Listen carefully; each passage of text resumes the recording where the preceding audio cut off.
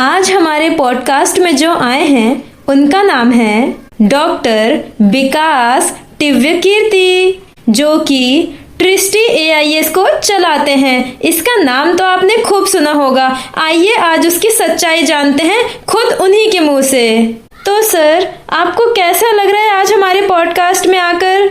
मुझे बहुत खुशी हो रही है आपके पॉडकास्ट में आकर, और आज मैं अपनी ट्रिस्टी AIS के बहुत सारे खुलासे भी करने वाला हूँ। ठीक है सर, तो चलिए हम शुरू करते हैं आज का अपना पॉडकास्ट। सर, सबसे पहले तो आप ये बताइए कि आप इतने ज्यादा पोलाइट कैसे रह लेते हैं?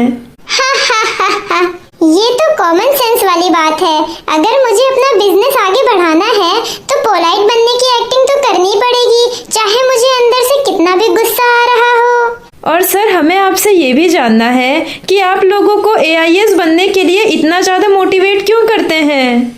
देखिए, ऐसा है, अगर मैं लोगों को मोटिवेट नहीं करूँगा तो मेरी कोचिंग कैसे चलेगी? लेकिन सर, जिसको AIS बनना है वो तो कोचिंग करेगा ही, चाहे आप मोटिवेट करें या ना करें। अरे नहीं, ऐसा नहीं है, आप गलत सोच रहे हैं। जब मैं मोटिवेट करता हूँ तो बहुत सारे बच्चे ऐसे भी होते हैं जिनका सपना नहीं होता है AIS बनना।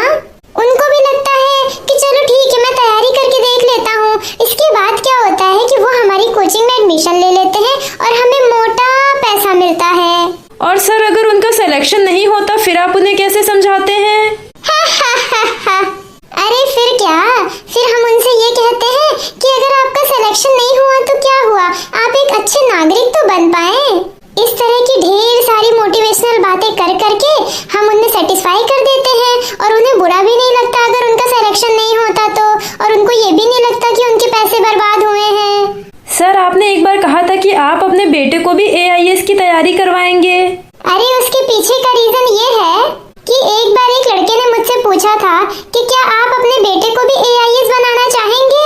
तो मैंने अपने मन में सोचा कि अगर इनको मैं बोल दूंगा कि नहीं, मैं नहीं बनाना चाहता, तो फिर ये सोचेंगे कि जब ये अपने बेटे को नहीं बनाना चाहते तो फिर हम क्यों तैयारी करें, हम क्यों इनकी कोचिंग में एडमिशन लें। तो इसीलिए मैंने बोल दिया था कि वो चाहे कुछ भी बने, लेकिन मैं उसको एक बार तैयारी करने को जरूर बोलूंगा, ताकि मेरी ये बात सुनकर बाकी बच्चे भी सोचें कि हमें भी चाहे कुछ भी बनना हो, चलो हम भी इनकी कोचिंग में एडमिशन ले लेते हैं। लेकिन सर, आप ऐसा क्यों करते हैं?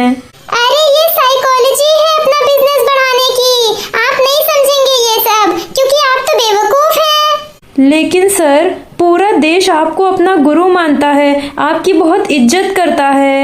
हाँ, उसके पीछे का रीजन ये है कि मैं उनके सामने इतना ज्यादा पोलाइट रहता हूँ, इतनी मीठी मीठी बातें करता हूँ, कुछ भी हो जाए मैं इतने प्यार से बोलता हूँ कि लोग तो समझेंगे ही मुझे अपना गुरु।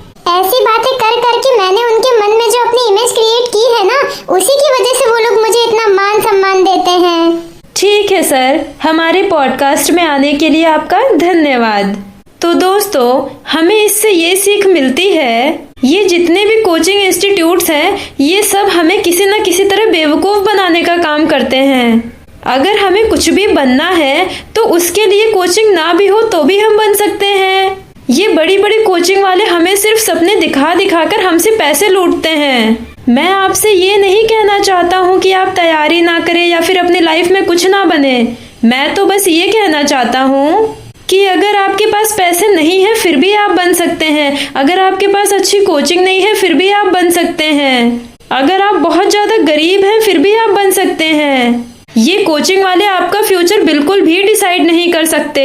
इसलिए कभी भी किसी भी ऐड को देखकर बिल्कुल भी लालच में ना आए और उनकी मीठी मीठी बातों में तो बिल्कुल भी ना फंसे। आपके अंदर बहुत सारी एबिलिटीज हैं, आप उनको पहचानें और अपनी लाइफ में खूब आगे बढ़ें। हो सकता है कि आपके अंदर कोई ऐसी एबिलिटी हो जो किसी दूसरे इंसान में ना हो, लेकिन फिर भी ये कोचिंग वाले इस तरीके से अपना ऐड तैयार करते हैं कि फिर आपका कुछ और बनने का मन ही नहीं करता। आपका मन करता है कि बस मैं AIS ही बन जाऊं और पूरी दुनिया बदल दूं। लेकिन ऐसा नहीं है, अपनी एबिलिटीज को पहचानें और आगे बढ़ें।